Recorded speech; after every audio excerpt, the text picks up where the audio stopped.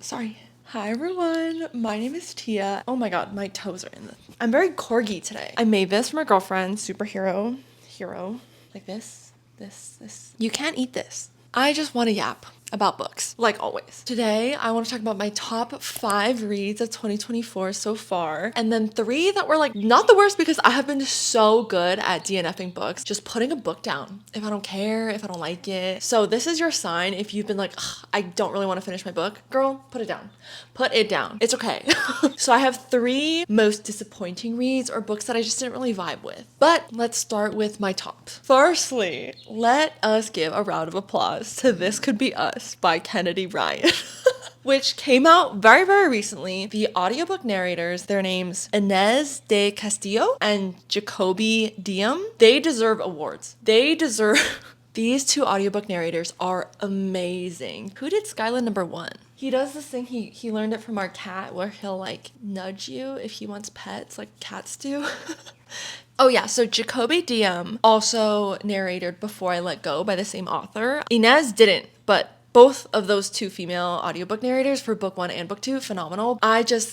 Book 2 really did it for me. So a little bit more about This Could Be Us. We are following Soledad Barnes, who is a mom of 3. Did you hear Figgy just meow right now? She's having to go through like the hardest thing truly she has ever gone through in her life, to no fault of her own, but you watch her be like so strong, so resilient, so radiant. Like you cannot help but root for this main character. We love Soledad. You want her to succeed so badly and you want her to get everything she wants in life. Not only get, but go chase after everything she's ever wanted in her life. In the synopses, they call it a forbidden romance. And typically in like contemporary romances, the word forbidden like kind of makes me roll with my eyes like, okay, you're being a little bit dramatic. He's probably just your boss and it's not really forbidden. It's simply a form that HR has to fill out for you. You know what I mean? Like it's forbidden, come on. But in this book, so much happens in the first like 3 or 4 chapters where you're like, oh, this is quite high stakes. I can see why you're using the word forbidden. Like it's really that serious. And the fact that the stakes are so extreme makes the payoff of the development of the romance so much better. Like the payoff is so good. This was a wild ride and Kennedy Ryan holds your hand through the whole thing. The pacing, how the main characters treated one another, the pining. This is so much more than a contemporary romance. There's also very important like autism representation in not only one of our main characters, but also some side characters. In her author's note at the beginning, Kennedy Ryan mentions that her own son is autistic, so she kind of pulls from her real life experiences. And I feel like personally, you could really tell so much heart. I say that in a lot of like my descriptions of books, like there's so much heart in the pages, and it's true. I loved everything about this book. I would highly, highly recommend the Skyland series by Kennedy Ryan. Okay, the next one.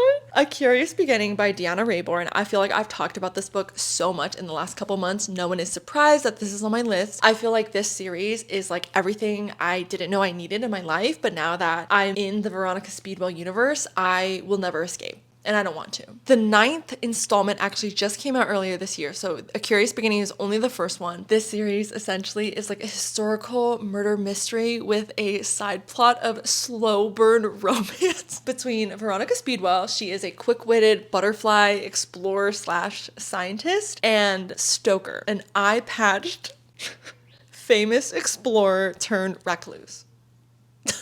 Do I even need to say anything more to get you to pick up this book? Please, please, please, please.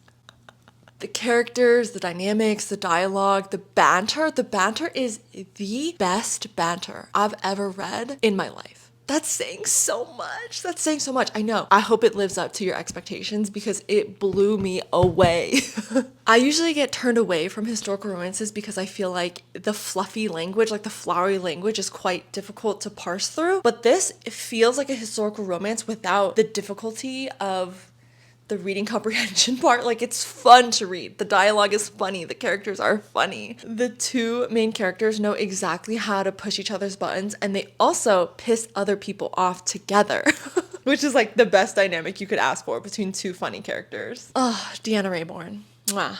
My next favorite of the year is Lot by Brian Washington. Now, I feel like I don't shut up about Brian Washington on my channel. It's a short story collection, and simply every single short story punches you in the gut, and you go back to the book asking for more. You want to keep reading. Lot follows several different storylines, all set in Houston, and they are mostly surrounding people of color in the working class. Some of them are queer, some of them are homophobic. Sometimes these two kinds of people end up being family, like siblings. And it's a very complicated dynamic, very complex range of emotions. Brian Washington just has that talent of writing very emotionally impactful stories. My God. There was such an overarching theme of a strong sense of community and resilience that just spanned across every single storyline, every single chapter. I'm not surprised that I absolutely fell in love with this book. His dialogue. Always, always, always the way that Brian Washington writes dialogue. Really just grounds you back to the story, pulls you in. I absolutely loved this book. Oh, hi Figaro. You are stepping on my laptop. Maybe don't do that, bub. Thank you. And my fourth favorite of the year, The 7-Year Slip by Ashley Poston. I was so pleasantly surprised by this seemingly contemporary romance. Again, so much more than I bargained for. Is he distracting? He's distracting. You deserve to be a distraction. You want to say hi?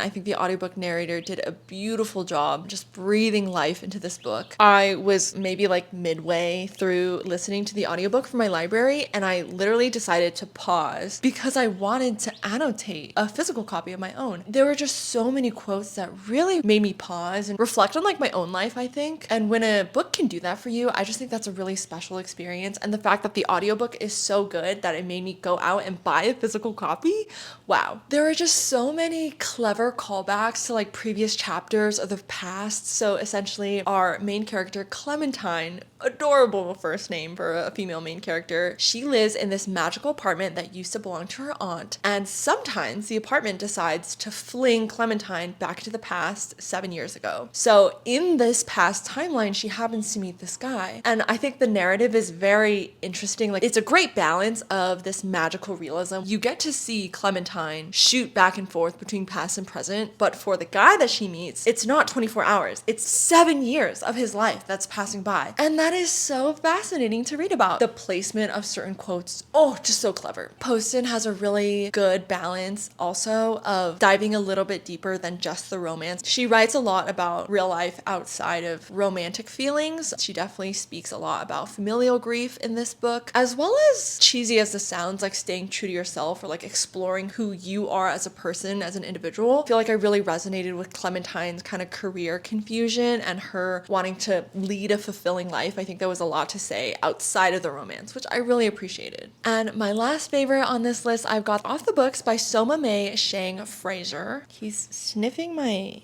knee pit. I'm not sweaty. It's like quite early in the morning. It comes out in July of this year, so I got an advanced reader copy, which I'm very grateful for. Following a very similar theme to a lot of these books, this book was just so much more than I bargained for. I was very pleasantly surprised with my reading experience. We follow May, who is quite lost in life. She is in her 20s. She dropped out of college after her father died by suicide. Her and her mother have a very emotional falling out. She doesn't really know what she's doing. She is very close with her grandfather, and she drives a limo as a job right now. But she's not like a typical limo driver. Like, she gets paid under the table because obviously that makes her more money. A lot of her clientele is like prostitutes, she mentions, going from destination to destination. So she gets a call from this guy named Henry, and he's different than her usual clientele. He's very quiet, and he has like this huge suitcase that he does not let May touch at all. And immediately she's kind of intrigued by him, by this suitcase. So her and Henry kind of embark on this road trip across country. I mentioned in an earlier wrap up this year that this book falls under the category of general fiction that focuses on familial and platonic relationships with a side plot of romance during an emotionally charged road trip, which I think I've coined as my favorite microtrope. Like, that is my niche microtrope. I need more recommendations for that. I need to make a list of my favorites. But I think I just like when the sexual tension is simply trapped inside the motorized vehicle with the two characters. And that's that. But I think overall, I just love the sentiments that were shared through off the books. There's a lot of Chinese dialogue in the book with translations. Like, they had the pinyin, which is like the Chinese dialogue written out, and then the English translation. And as someone who doesn't speak fluent Chinese, I wish I did. I don't think it took away from the story. I don't think it was hard to understand. If anything, I really feel like it added to our understanding of where May's coming from and who she is as a person and how she kind of feels this disconnect between her mother and her grandfather. This book touched on such important real life issues that aren't really mentioned in the premise, but I was just really happy to learn about. I was very educated in a way that didn't make it feel like I was reading nonfiction at all. It touches on a lot of heavy subjects: racism, sexual violence, genocide. I would recommend looking up trigger warnings, but I would also highly recommend putting this on your TBR. It's a really, really great, important read, and I'm so thankful to Henry and Holt for letting me read an early copy. So those are my top 5 fantastic reads that I'm begging on my hands and knees for you guys to read. Now we're gonna kind of tone it down and talk about the books that were not bad. Like, none of these books are bad. I think they're simply things that I had higher hopes for, which might be on me, or just like my taste didn't really align with the book. Maybe I'm not the target audience, but I just want to share that. The first kind of disappointment, I guess, was Come and Get It by Kylie Reed. I got sent a copy by Putnam, and I also got the early audiobook by Libro FM. One, I love the audiobook narrator. She did a fantastic job. I love the cadence. I think there is such an art to audiobook narration, and I feel like I could do a whole video on books that I think you guys should read as audiobooks, not as actual physical books. Out of the 150 whatever books I read last year, over 100 of them were audiobooks, so I feel like I have a good sense of my own taste in audiobook narration. Anyway, moving on. I just feel like in Come and Get It, literally nothing happens. And I don't think it was nothing going on in like a fun literary fiction vibey way. It was literally no development occurred. There really wasn't any accountability for the wrong things that certain side characters were doing in this book. And maybe that was the point that Reed was trying to make. Like, there's simply certain unfairness, certain lack of accountability, especially because this book focuses a lot on like power dynamics between, in this instance, a professor and a senior in college, which obviously there's an issue there. The professor near the end, no spoilers, but she didn't feel like she needed to take responsibility, which I was like, ooh, that's crazy. And not that characters in books need to have a moral compass. Morally gray characters make literature so fun to read. And I obviously love a good, complex, complicated character. But I think in this contemporary setting, in a college campus with an RA as the main character, it felt very mundane for the payoff. Just pure character dynamic, no development, which was pretty disappointing to me. And then I think this is probably my most disappointing read, but I think this has to do with my own high expectations for the book. Powerless by Lauren Roberts. One of probably, I'd say, the most popular / hyped up books of Book Talk in 2023, especially later last year. It came out, November maybe? This got so much hype for what it is, and I think it's marketed as like new adult fantasy or young adult fantasy, and I love me a young adult mystery, young adult fantasy. Those are the fantasies I hone in on, because I think adult high fantasy is just, my brain capacity is not there. But I think the reason why it fell flat for me is like the tension between our two main characters, Peyton and Kai, are like talked about. I didn't feel like the development was there to feel like the tension was deserved. There was a lot of very